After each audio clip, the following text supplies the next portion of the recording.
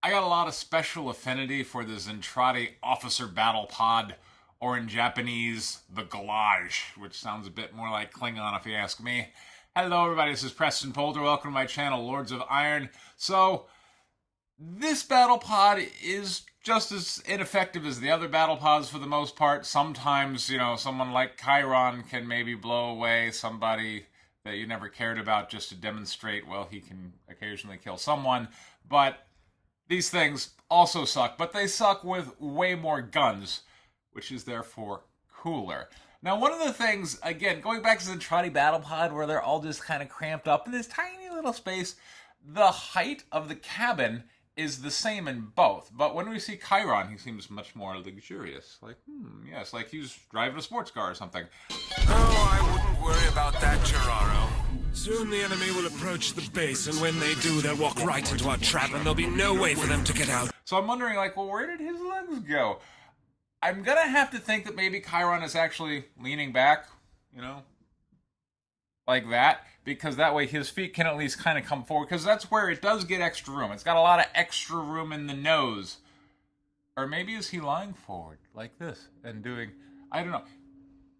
They never really show you the orientation, or at least the orientation they show you is not practical given the way that they have drawn it.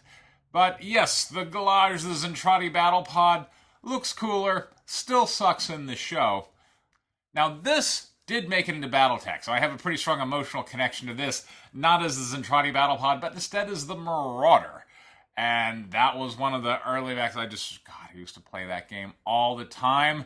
That one and the Rifleman, which, aka the Defender, info card if you want to check out my video on that. Those mechs were always at war in Battletech. And those mechs always suffered the same problems, which was they designed them based on the number of guns, and of course in anime, well, the more guns it has, the cooler it has, but when you translated that over the game rules, the thing didn't have a lot of armor, didn't have an ability to manage heat, and it just had all these guns, and if you fired them, well, then your mech would overheat and kind of fall over after a couple of turns, so not the most effective designs, but it looked cool, and certainly got a lot of use.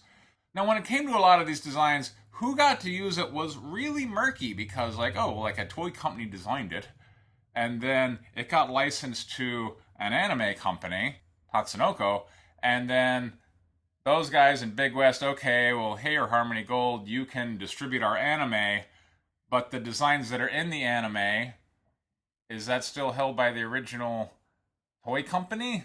Or is that now in Harmony Gold's hands? And it was very murky. So Battletech licensed from 20th Century Imports, or at least Battletech paid 20th Century Imports some money, and 20th Century Imports was like, sure, you can use these designs. Whether they had the legal ability to grant that was unclear. Harmony Gold and Playmates sued FASA, and FASA turned around and sued Playmates. FASA ultimately didn't really know whether they could use it, so what they decided to do is, well, these designs still exist, we're just not going to show them to you. So they became what's called the unseen. FASA eventually went out of business, and Battletech is now being carried by a company called Catalyst.